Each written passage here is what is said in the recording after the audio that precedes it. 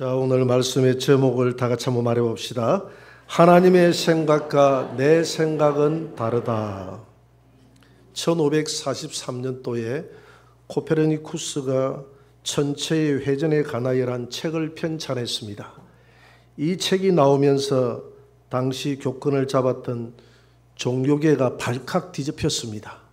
왜 그랬느냐 하면 코페르니쿠스가 이 책을 발행하기 전까지는 지구는 이 우주에 정중동하고 지구를 중심으로 해서 태양과 저 달과 하늘에 있는 별들이 다 이렇게 돌아간다고, 회전한다고 그렇게 알고 있었습니다. 그런데 코페르니쿠스는 그런 것이 아니라 이 우주의 중심은 태양이고 태양을 중심으로 해서 이 지구가 돌아간다는 지동설을 주장했습니다. 그래서 당시에 교권을 잡은 사람들은 이 지동설을 주장하는 사람, 지구가 돈다고 생각하는 사람들을 잡아서 죽이고 핍박하고 옥에 가두고 고문하고 이런 일들을 자행했습니다. 오늘 현대 세월이 지나고 현대 과학은 지구가 돈다는 지동설을 뒷받침하고 있습니다. 시간이 지나고 보니까 인간이 얼마나 어리석은 생각을 했는지 모릅니다. 이와 같이 사람들은 어떤 일을 판단할 때에 자신이 그동안 배워왔던 경험과 처한 현실과 그 지식으로 우리가 사건을 판단하고 우리가 진행합니다. 인간이 보기에는 이런 이성적인 판단들이 다 옳은 것 같지만 하나님이 보기에는 하나님의 생각과 우리 인간의 이성적인 생각이 너무나 다르다라고 오늘 성경은 말하고 있습니다. 가끔 믿음이 좋다는 분들의 이야기를 들어보면 자기가 바라는 소원이 주님의 소원이요 내 생각이 하나님의 생각인 것으로 여기는 경우들이 많이 있습니다. 물론 그럴 때가 많이 있지요. 우리 인간은 영적인 동물이기 때문에 하나님은 영이시고 영성을 추구하고 하나님 말씀을 따라가다 보면 대부분 우리 성도들이 하나님의 뜻을 쫓아가는 경우들이 많이 있습니다. 그러나 인간이 위급한 문제를 당하고 어려움을 당해보면 인간의 생각과 하나님의 생각이 전혀 다르다 하는 것을 알 수가 있습니다. 영적인 선지자라고 말하는 우리 사무엘이 7번이나 실수를 합니다. 그랬잖아요. 하나님이 이새의 아들에게 가서 기름을 부으라라고 할 때에 첫째 아들 엘리야답이 지나갈 때 그가 하나님이 원하시는 왕인 줄 알고 그게 기름을 부으니까 아니다. 너는 사람의 외모를 취하는구나. 그는 내가 버린 자다. 그 다음에 두 번째 아미나답이 지나가니까 그도 아니다. 셋째 삼마가 지나가니까 그게 기름을 부으려고 하니까 그도 아니다. 이렇게 7번이나 실수를 합니다. 여러분 한번 생각을 해보세요. 사무엘이 어떤 사람입니까? 사무엘이 하나님의 뜻을 쫓아가는 사무엘만큼 영성 깊은 사람이 누가 있습니까? 그럼에도 불구하고 사무엘은 하나님의 뜻을 알지 못했습니다. 여러분 이와 같이 우리 인간의 연약함을 인정해야 될 줄로 믿습니다. 내가 아무리 영성 깊어도 사무엘만 못하다 보면 우리가 하나님의 뜻과 내 뜻을 항상 일치시키는 것이 아니라 항상 다르게 갈 수 있다는 것을 인정해야 됩니다. 인간의 한계를 인정해야 될 줄 믿습니다. 그래서 믿음의 사람들은 하나님의 생각이 나의 생각과 다를 수 있다는 것을 인정하고 하나님의 뜻을 찾기 위해서 무한정 묵상하고 기도해야 될 줄로 믿습니다. 오늘 이사야 58장 55장 8절에는 한번 떼어주세요. 하나님의 생각과 내 생각이 다르다고 말합니다. 같이 한번 읽어봅시다. 이는 내 생각이 너희의 생각과 다르며, 여기까지만 읽읍시다. 나라와 민족을 위한 기도회 모임이 있습니다. 예성회라고 제가 소속된 모임인데 부산 경남 지역에 있는 남녀 목회자들이 한 달에 매월 마지막 주 월요일 날 모여서 한 2시간 정도 기도만 하고 헤어집니다. 오직 나라와 민족의 안녕을 위해서 기도합니다. 이때에 한 번씩 돌아가면서 설교를 하는데 거기에 창원에 계시는 여 목사님 한 분이 이런 설교를 했어요. 자기 남편이 건축업을 하는 장로님인데 김포에서 건축업을 크게 했다고 그래요. 그래서 김포가 재개발되면서 그 재개발권을 자기 남편이 가지게 되었고 무려 5만 평이나 되는 그 땅 재개발에 들어갔다고 합니다. 재개발에 들어가다가 거기 아파트를 세우게 돼 있는데 부도가 나버렸습니다. 부도가 나버려서 처참하게 모든 것을 포기하고 창원으로 피신하다시피 도망을 오게 됐다고 그럽니다. 창원에 와서 처음에는 낭망하고 좌절하고 실망했지만 하나님을 믿는 자에게는 낭망이 없다라고 생각하고 기도원을 찾고 교회에서 엎드려서 하나님의 뜻을 구했다고 합니다. 그리고 난 다음에 얼마 후에 코로나가 터졌다고 그래요. 가만히 묵상하면서 돌아보니까 만약에 재개발해서 5만 평이나 되는 그 땅에 아파트를 다 세웠다라고 생각하면 코로나 전국의 집값이 떨어지고 분양이 되지 않았어요. 더군다나 김포니까 더 분양이 안 됐겠죠.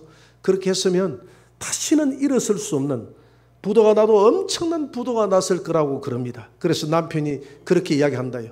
그때 만약 부도가 나지 않았더라면 내가 재개발을 했더라면 나는 아마 지금쯤 지옥에 가 있게 될 것이다. 자기의 목숨을 끊었다는 것이죠. 자기 아들이 그런다는 거예요. 어머니, 하나님이 우리 가정을 너무 사랑하는 것 같아요. 하나님께서 피할 길을 주사 창원으로 내려와서 회복하게 하시고 하나님께서 더 큰 부도를 맞지 않도록 이미 작은 부도를 내고 하나님이 회복할 수 있는 기회를 주셨으니 하나님의 길과 우리의 길이 다르다는 것을 그 목사님이 그렇게 간증을 하는 거예요. 여러분, 때로는 하나님의 길과 사람의 길이 다르지만 하나님은 반드시 저와 여러분들이 비록 부도나고 실패했을지라도 인생의 마지막은 하나님이 이끄시는 길은 반드시 승리하는 길임을 믿으시기 바랍니다. 그래서 하나님의 말씀에 순종하고 기도하면 하나님이 반드시 응답하시고 하나님의 응답은 내 방법대로 응답하지 않아도 하나님의 방법대로 응답한다 할지라도 한번 응답이 나가면 어떤 방법이든지 하나님께서 나를 통해서 하나님의 뜻을 이룬다는 사실을 오늘 그 다음 구절을 통해서 하나님이 예를 들어서 설명하고 있어요. 한번 예를 들어서 설명하고 있는 구절을 읽어봅시다. 오늘 10절을 한번 읽어봅시다. 다 같이. 이는 비와 눈이 하늘로부터 내려서 그리로 되돌아가지 아니하고 땅을 적셔서 소출이 나게 하며 싹이 나게 하여 파종하는 자에게는 종자를 주며 먹는 자에게는 양식을 줌과 같이 내 입에서 나가는 말도 이와 같이 헛되이 내게로 되돌아오지 아니하고 나의 기뻐하는 뜻을 이루며 내가 보낸 일에 형통하리라. 아멘. 하나님께서 이 자연의 이치를 들어서 하나님의 입에서 나가는 말이 반드시 뜻을 이루고 하나님께로 돌아온다는 사실을 오늘 자연의 비유에서 자연의 순환 운동의 비유에서 설명하고 있습니다. 비가 하늘에서 내리면 그 비가 어떻게 합니까? 강물로 땅으로 적시죠. 그러면 이런 장마비가 요즘처럼 많이 내리지 않습니까? 내리면 장마비가 오고 난 이후에 또 쨍쨍 햇빛이 내리쬐면 이 물의 순환 운동에 의해서 물이 하늘로 수증기가 돼서 올라갑니다. 올라가면 올라가다가 대기권에 올라가다가 적절한 시점이 되면 구름이 돼서 형성이 되죠. 이 구름이 많이 물이 모여서 무거워지면 이것이 다시 비가 돼서 다시 내리지 않습니까? 이와 같이 대기 순환 운동이라고 그래요. 물의 순환 운동이라고 그러죠. 이런 순환 운동이 그냥 단순하게 이루어지는 것이 아니라 물이 한 번 땅에 떨어질 때는 그 물이 떨어져서 자기의 사명을 감당하고 하늘로 올라간다는 것입니다. 어떤 사명을 감당합니까? 물이 땅 속에 스며들어갑니다.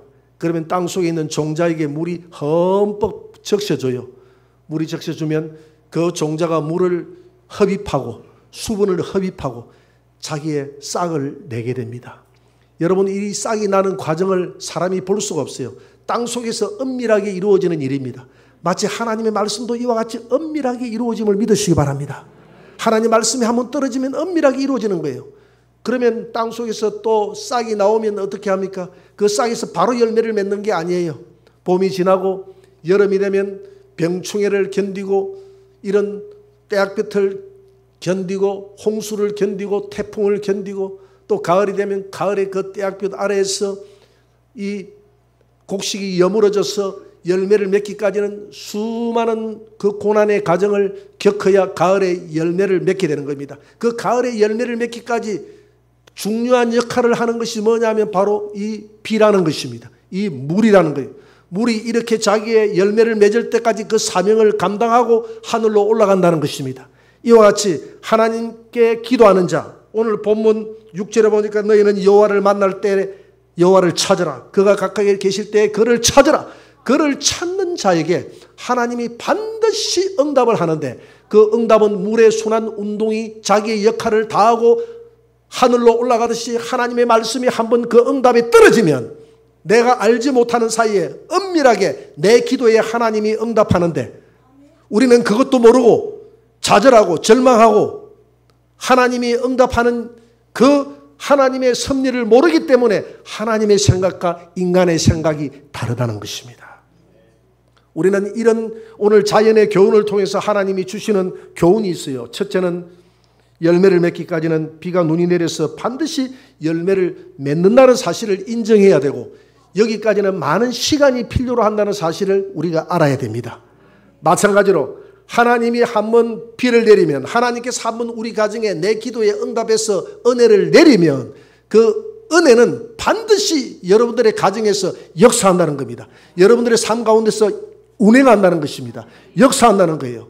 또 한 가지 알아야 될 것은 하나님이 신속하게 응답하기도 하지만 바로 봄의 파종에서 가을의 열매를 거두듯이 우리 인생이 먼 훗날에 그것이 응답으로 내게 역사한다는 사실입니다.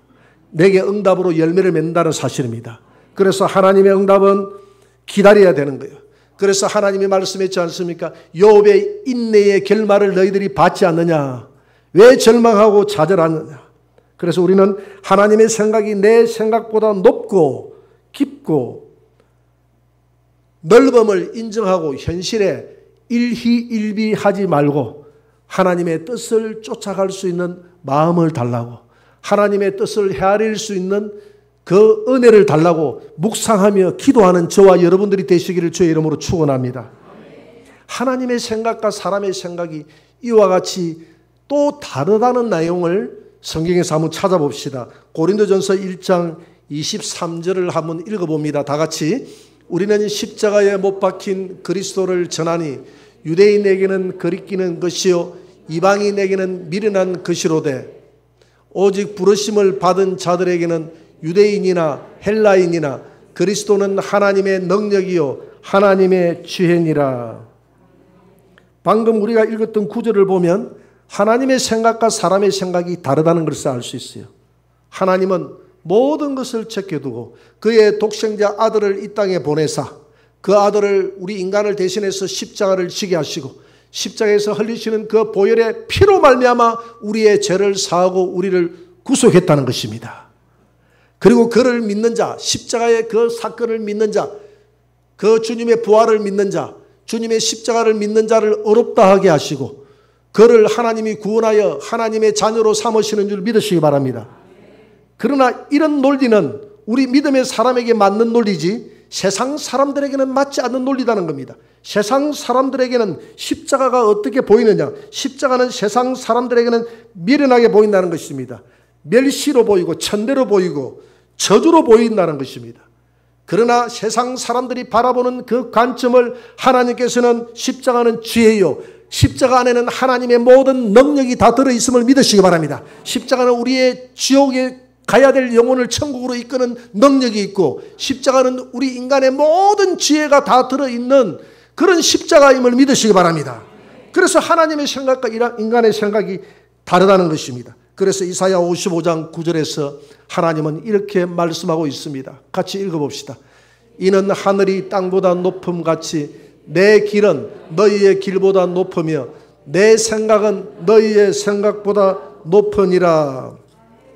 여기 높음이라는 말은 히브리어에서 가바흐라고 합니다. 이 가바흐라는 말은 굉장히 높고 위대하며 완전하다는 것입니다. 그 하나님의 높음이 적당히 높은 것이 아니라 완전하게 높다는 것입니다. 그 높음을 따라갈 수 없는 완벽한 높음이라는 것이죠. 하나님의 생각이 이렇게 높다는 것입니다. 공동 번역 성경에 보면 이렇게 기록하고 있습니다. 하늘이 땅에서 아득하듯 나의 길은 너의 길보다 높다. 나의 생각은 너의 생각보다 높다. 우리가 하늘을 쳐다보면 하늘에 저 떠있는 별이 가도 끝이 없이 아득합니다. 하나님의 생각을 따라가려고 하면 이렇게 아득하듯 따라가도 하나님의 깊고 높고 그 넓고 그런 깊은 하나님의 뜻을 인간이 잡을 수 없다는 것입니다. 하나님의 뜻을 잡을 수 없다는 거예요. 한국의 초대교회의 유명한 목사님이었던 길선주 목사님은 3남 1녀를 두고 있었습니다. 첫째 아들이 맏아들이 진영인데 이 진영이를 목사님의 대를 이을 목회자로 세우기 위해서 그를 양육했다는 것입니다. 진영이도 아빠를 따라서 목사가 되겠다고 그렇게 이야기를 했다는 것입니다. 그런데 그가 105인 사건에 연루가 되어져서 고문을 받고 그 고문으로 인해서 나와서 죽게 됩니다. 그리고 하나님께서 진영의 영혼을 데려갑니다. 이 사건을 겪으면서 길선주 목사님은 내 자식이 뭐가 되라 뭐가 되라 뭐가 되라 하고 강요하지 않았다고 합니다. 하나님의 뜻대로 되기를 원했던 것입니다. 하나님의 뜻과 사람의 생각이 다를 수가 있다는 것입니다. 그 다름을 인정할 때 하나님께서 영광을 받는 줄 믿습니다. 그래서 사람이 그 길을 계획할지라도 그 걸음을 인도하시는 분은 누구라고 그랬습니까? 하나님이시라고 그랬어요. 그래서 로마서 11장 33절에는 하나님의 높고 깊은 그 뜻을 이렇게 고백하고 있습니다. 다 같이 읽어봅시다. 깊도다 하나님의 지혜와 지식의 풍성함이여 그의 판단은 헤아리지 못할 것이며 그의 길은 찾지 못할 것이로다. 하나님의 그 지혜와 지식의 풍성함은 도저히 찾아서 아무리 가도 하나님의 길을 알 수가 없고 하나님의 뜻을 헤아릴 수가 없다는 것입니다. 세상 사람들은 우상 숭배가 죄라고 생각하지 않습니다. 그러나 성경은 우상 숭배가 죄 중에서 가장 큰 죄라고 성경은 말씀하고 있습니다. 성전에서 헌금을 많이 하는 그 사람들은 크다라고 이야기했습니다. 그러나 하나님은 가부의 두렙돈을 가장 크다라고 이렇게 이야기했습니다. 사람들은 99마리 양이 더 소중했습니다. 그러나 하나님은 한 마리의 잃어버린 양이 소중해서 99마리를 버려두고 한 마리를 찾아 나선다고 그랬습니다. 사람은 외모로 사람을 판단합니다. 신분이나 키나 얼굴이나 인종을 빈부등을 보고 사람을 판단합니다. 그런데 하나님은 사람의 외모를 보지 않고 마음의 중심을 보고 그 마음의 믿음을 보십니다. 그래서 사람들은 바리새인 같은 사람을 하나님은 존경하고 사람은 존경하고 사랑하고 공경합니다. 그래서 그들은 문 안 받기를 좋아한다고 그랬어요. 사람들이 존경한다고 그랬습니다.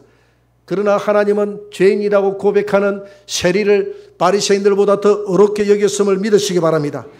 이와 같이 하나님의 생각과 사람의 생각이 다르다는 것입니다. 사람의 생각은 현세적인 것을 눈에 보이는 것을 보고 판단합니다. 눈에 보이는 것을 귀하게 여깁니다. 눈에 보이는 것을 보고 사람들은 판단합니다. 요한일서 2장 16절에 이렇게 말씀하고 있습니다. 같이 읽어봅시다. 이는 세상에 있는 모든 것이 육신의 정욕과 안목의 정욕과 이생의 자랑이니 다 아버지께로부터 온 것이 아니요 세상으로부터 온 것이니라.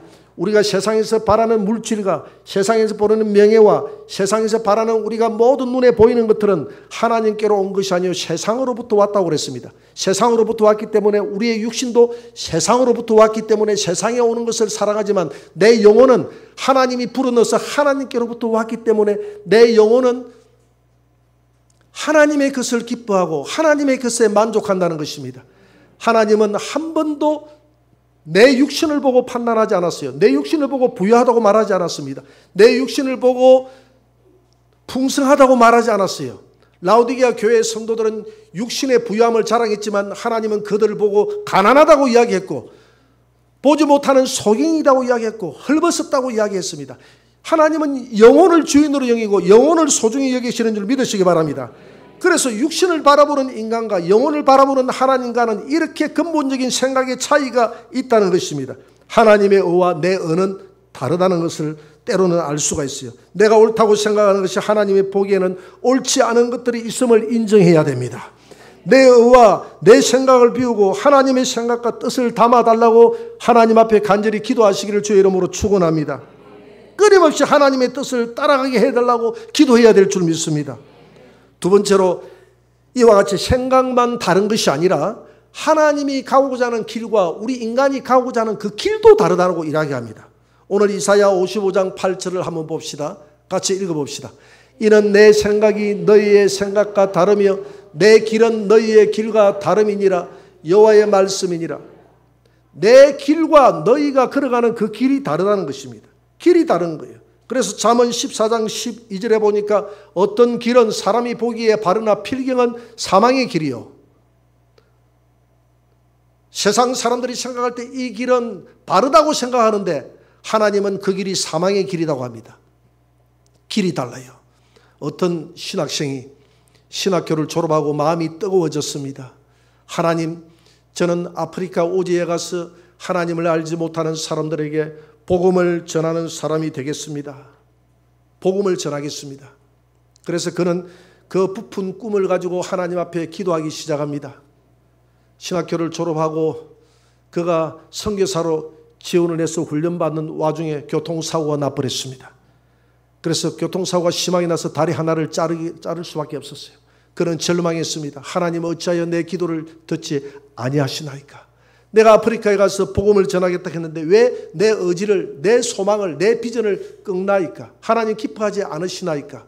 그러나 기도하는 가운데서 하나님의 뜻이 어디에 있을 거라고 그는 믿고 끝까지 이 비전을 꺾지 않고 병원에 가서 고무다리를 했다고 합니다. 고무다리를 하고 아프리카의 선교사로 그가 보냄을 받게 됩니다. 열심히 전도하는 가운데 하루는 식인종에게 잡혀가게 됩니다. 식인종들이 잔치를 합니다. 오늘은 백인 고기를, 맛있는 백인 고기를 먹게 됐다고 잔치를 합니다. 그때에 이 선교사가 자기의 고무다리를 해가지고 가운데 하나 툭 던져줬다고 합니다. 잔치를 하다가 사람들이 고무다리를 보고 환장을 해서 고무다리를 뜯기 시작합니다. 먹어보니까 그렇게 맛없는 게 없어요. 세상에 이렇게 맛없는 고기가 있나? 그래서 이는 필경 사람이 아니고 신의 다리로다. 그래서 그때부터 신이여 하고 엎드렸다는 겁니다. 그래서 그는 추장 위에서 신과 같이 존재하면서 복음을 전해서 그 부족으로 하여금 다 예수 그리스도께로 돌아오게 했다는 그런 기록이 있습니다. 여러분, 하나님의 생각과 사람의 생각이 다름을 인정하시기 바랍니다. 사람이 가기에는 필경은 바른 길같이 보이지 않지만 때로는 그 길이 사망의 길같이 보이지만 생명의 길이요, 하나님 앞에 기도하고 나가면 하나님은 한 번도 실수가 없는 하나님이심을 믿으시기 바랍니다. 요셉이 노예로 팔려갈 때 사람들은 요셉의 인생이 끝났다라고 생각했습니다. 13년 동안이나 종살이하고 그가 감옥에 있을 때 그의 인생은 끝났다라고 생각했지만 요셉은 한 번도 인생이 끝났다라고 생각하지 않았습니다. 창세기 45장 5절에 보니까 하나님이 나를 보내셨다. 하나님이 나를 이 애굽에 먼저 보내셨다라고 그렇게 형들에게 고백을 했습니다. 하나님이 내 민족을 구원하기 위해서 나를 이렇게 종으로 보냈다는 사실을 믿고 그는 하나님을 비전 삼고 한 번도 자기의 환경 때문에 절망하거나 좌절하지 않고 끝까지 나아갔다는 사실을 믿으시기 바랍니다. 그래서 그는 하나님 앞에 수동적으로 움직이지 않고 능동적으로 감옥소에 있으나 뭘 하든지 능동적으로 하나님 앞에 움직일 때 하나님께서 그를 총리 대신으로 세웠다 이 말입니다. 사람들은 모세가 왕의 길을 가기를 원했습니다. 그러나 하나님은 모세가 광야의 길을 가기를 원했습니다.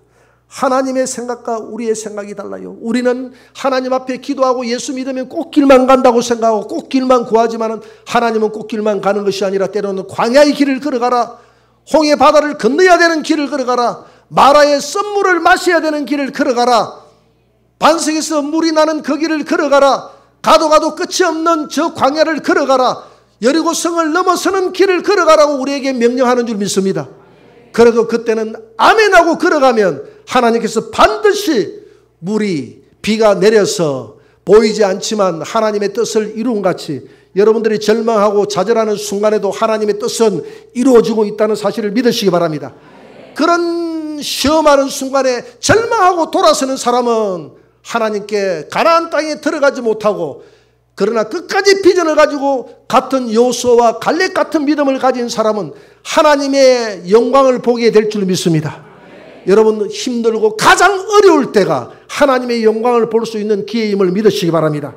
이렇게 좌절하지 말고 하나님의 뜻을 쫓아가기 위해서는 우리가 한 가지 초월해야 될 문제가 있습니다. 바로 내 생각입니다. 내가 지금까지 지식으로, 내 경험으로, 내 습관으로 가지고 왔던 이 모든 것들이 파괴되어야 됩니다. 적이 따로 있는 것이 아니고 내 안에 있는 내 생각이 나의 적이고 내 생각이 내가 싸워야 될 대상인 줄 믿으시기 바랍니다. 이 생각 때문에 하나님의 영광을 보지 못하는 거예요. 그래서 고린도후서 10장 4절 5절에서는 이렇게 말씀하고 있습니다. 같이 한번 읽어봅시다. 우리의 싸우는 무기는 육신에 속한 것이 아니요 오직 어떤 견고한 진도 무너뜨리는 하나님의 능력이라. 모든 이론을 무너뜨리며 하나님을 아는 것을 대적하여 높아진 것을 다 무너뜨리고 모든 생각을 사로잡아 그리스도에게 복종하기에 하나니. 내가 왜 좌절하고 주저하느냐? 나의 이론 때문에, 내가 배워왔던 이론 때문에, 내가 배워왔던 인생의 지식 때문에, 이런 습관 때문에 하나님의 말씀이 들어가지 못한다는 것입니다. 이게 경관진이 되어져 방카가 됐다는, 경관진이 되어져 있다는 겁니다. 이 경관진을 하나님의 말씀으로 파쇄하시기를 바랍니다. 기도 가운데 파쇄하시기를 바랍니다. 그래야 할 때 하나님의 생각이 내 생각이 되고 내 생각의 깊이가 하나님의 생각의 깊이를 따라가게 되는 은혜가 있을 줄 믿습니다.